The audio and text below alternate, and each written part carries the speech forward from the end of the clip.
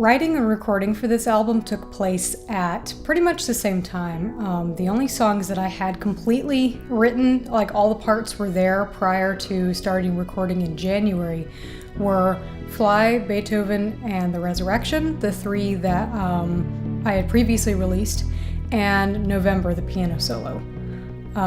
All the others I either added to the arrangements or actually finished writing during the recording process. This added a lot of time to what I was doing in the studio, but it also gave me a chance to work directly with my guest artists and put solos in or modify parts or whatever to kind of suit their talents and what they wanted to bring to the table with the album.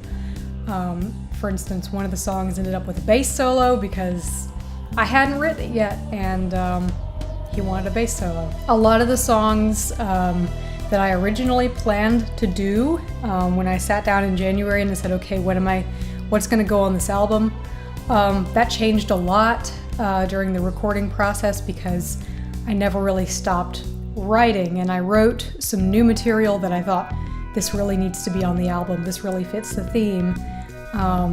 So I ended up including some new stuff as well as some old stuff. So I think that overall, the songs that I included on the album really span the spectrum of everything that I've written, all the different styles that I've written in.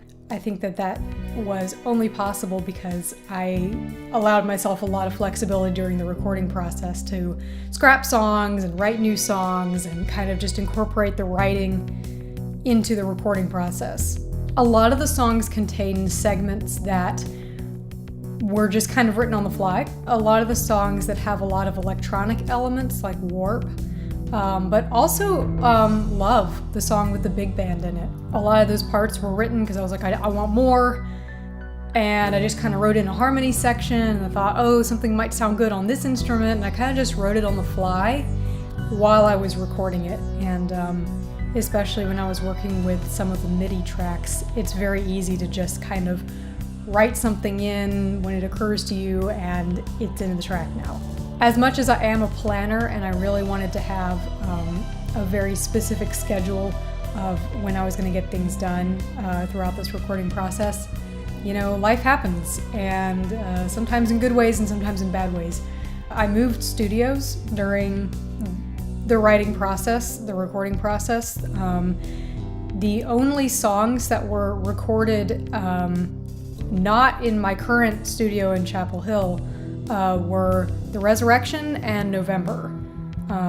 Actually, Beethoven was technically recorded in Carborough as well, but Smiling Corpse Studio moved 3 songs in, and it gave me the opportunity to get a little louder and make things a little bigger, and could kind of set my own hours and not have to worry so much about noise complaints.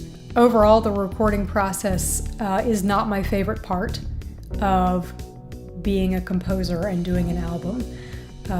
I actually vastly prefer the mixing process. I like kind of the technological part of it, the engineering part of it.